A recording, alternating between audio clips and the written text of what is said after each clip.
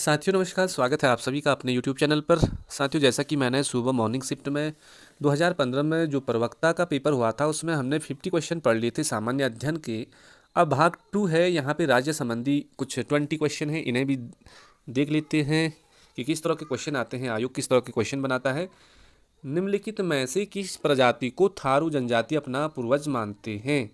थारू जनजाति अपना पूर्वज मानते हैं, कौन सी जनजाति है?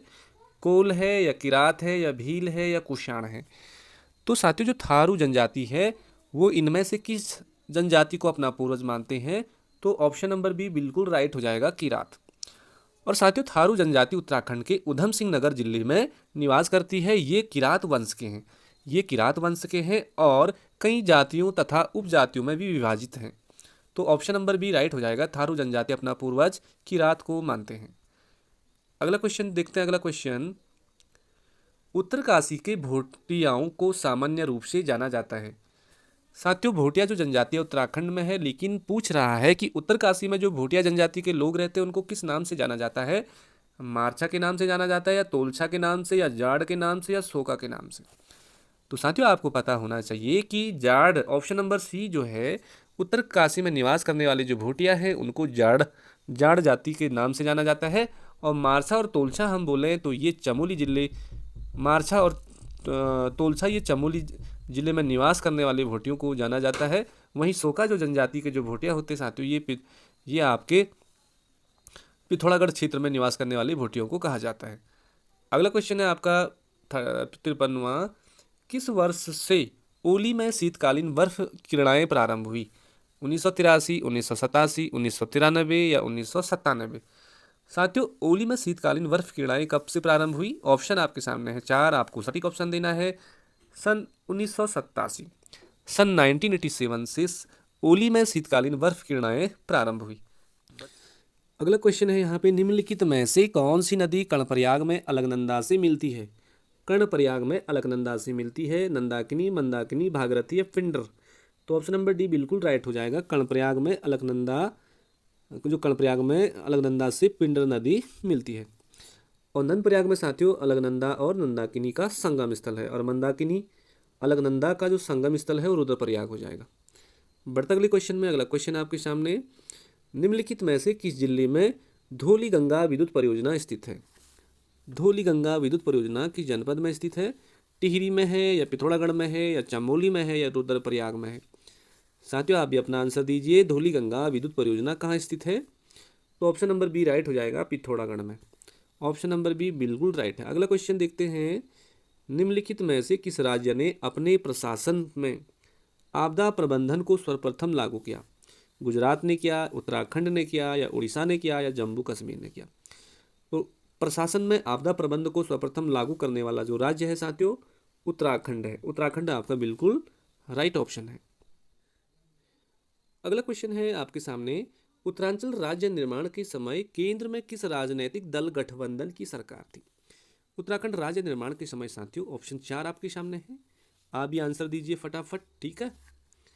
तो ऑप्शन नंबर बी हो जाएगा राइट, राष्ट्रीय जनतांत्रिक गठबंधन।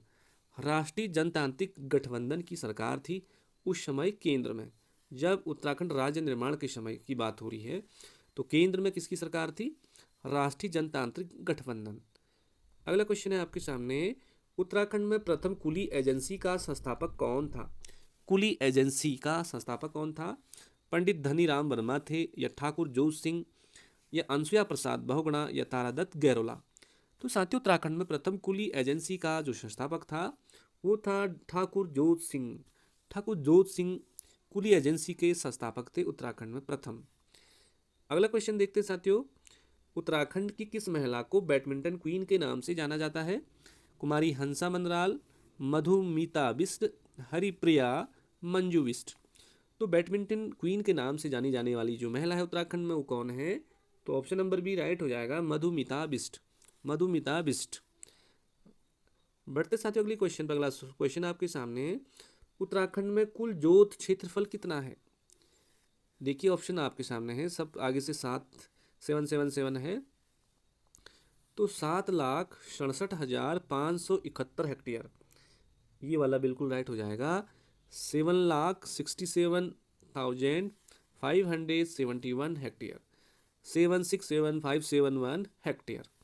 देखिए 7,67,571 उत्तराखंड में कुल जोत क्षेत्र स्थित है। तो बढ़ते साथियों अगले क्वेश्चन में। अगला क्वेश्चन है, कौन सा दर्रा पिथौरागढ़ और तिब्बत को जोड़ता है? लिपुलेख दर्रा या किंगरी विंगरी दर्रा, बाराहोती दर्रा या थांगला दर्रा? तो साथियों जो पिथौरागढ़ और तिब्बत को जो जोड़ने वाला दर्रा है, ये पहला ही राइट हो जाएगा, लिपुलेख दर्रा। लिपुलेख दर्रा ये पिथौरागढ़ और तिब्बत को जोड़ता है। और वहीं हम किंगरी विंगरी की बात करें तो ये चमोली और तिब्बत को जोड़ता है। चमोली और तिब्बत को जोड़ने वाला दर्रा है किंगरी विंगरी। और अगला देखें हम, जो बाराहोती है, बाराहोती जो दर्रा है आपका साथियों, ये चमोली और पिथौरागढ़ को जोड़ने वाला दर्रा है।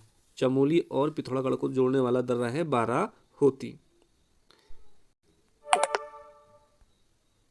और थांगला दर्रा की बात करें हम तो साथियों उत्तरकाशी और तिब्बत को जोड़ने वाला दर्रा है थांगला दर्रा। तो इस तरह से ये दर्रों से रिलेटिव क्वेश्चन है। अगला क्वेश्चन है साथियों आपके सामने, कत्यूरियों ने किस स्थान पर अपनी प्रथम राजधानी स्थापित की थी? कार्तिकेयपुर में करी थी, जोशीमठ में करी थी, या बैजनाथ में करी थी, या बागेश्वर में करी थी? तो साथियों कत्यूरियों ने सबसे पहले अपनी जो राजधानी स्थापित करी थी वो जोशीमठ में करी थी। ऑप्शन नंबर बी बिल्कुल राइट ऑप्शन है, जोशीमठ। अगला क्वेश्चन देखते हैं 63, निम्नलिखित में से कुमेलित विकल्प, जो सुमेलित नहीं है मतलब उसको आपको चुनना है। देखिए ज्ञानचंद का जो कार्यकाल था 1698 से लेकर 1708 ईस्वी तक रहा, बिल्कुल सही है। फतेह शाह का 1684 से लेकर 1716 तक रहा, ये भी बिल्कुल सही है। और प्रदीप शाह का 1717 से 1772 तक रहा, बहुत लंबा कार्यकाल रहा। तो ऑप्शन नंबर सी इसमें से गलत है साथियों, कि 1708 से 1730 तक ये जगत चंद्र का नहीं रहा। तो ऑप्शन नंबर सी इसमें गलत है। अगला क्वेश्चन है, किस सन में नेपाल के गोरखाओं ने कुमाऊं पर आक्रमण कर उसे अपने अधीन किया था? तो साथियों नेपाल के गोरखाओं ने कुमाऊं पर आक्रमण सब कर उसे अधीन कब कर लिया था? तो पहला ही बिल्कुल राइट है, 1790 ईस्वी में, 1790 ईस्वी। अगला क्वेश्चन है, कोटेश्वर बांध की विद्युत उत्पादन क्षमता कितनी है? साथियों कोटेश्वर बांध की विद्युत उत्पादन क्षमता कितनी है? यहाँ पे 4 ऑप्शन है। तो 400 मेगावाट, 400 मेगावाट की क्षमता का है कोटेश्वर बांध विद्युत उत्पादन में। अगला क्वेश्चन है, उत्तराखंड के किस राष्ट्रीय उद्यान को विश्व विरासत का दर्जा दिया गया है? तो साथियों फूलों की घाटी को उत्तराखंड का जो राष्ट्रीय उद्यान है फूलों की घाटी, इससे विश्व विरासत का दर्जा दिया गया है। आपको कमेंट करना है कि फूलों की घाटी को विश्व विरासत का दर्जा कब दिया गया है। तो ऑप्शन नंबर बी बिल्कुल राइट है। अगला क्वेश्चन है 67, राष्ट्रीय स्वशासन प्रणाली में उत्तराखंड के किस मुख्यमंत्री ने महिलाओं के लिए 50% आरक्षण स्वीकृत किया था? तो साथियों ये किया था भुवन चंद खंडूड़ी ने। और भुवन चंद खंडूड़ी ये 2008 में हमारे उत्तराखंड के मुख्यमंत्री रहे। इन्होंने पंचायती राज में पंचायत चुनाव में महिलाओं को 50% आरक्षण करने की बात कही। अगला क्वेश्चन है आपके सामने, निम्नलिखित में ये देखते हैं, गढ़वाल एनिसेंट एंड मॉडर्न पुस्तक के लेखक कौन है? तो इनका नाम है पातीराम बोलते, पूरा नाम है साथियों राय बहादुर पातीराम। राय बहादुर पातीराम ने गढ़वाल एनिसेंट एंड मॉडर्न पुस्तक लिखी। और आज का आखिरी क्वेश्चन है साथियों, उत्तराखंड से केवल 20 जानेंगे इस वीडियो में। निम्नलिखित में से उत्तराखंड के किस स्थान में सबसे अधिक एकीकृत औद्योगिक संस्थान की इकाइयाँ हैं? तो कहाँ पे होगा?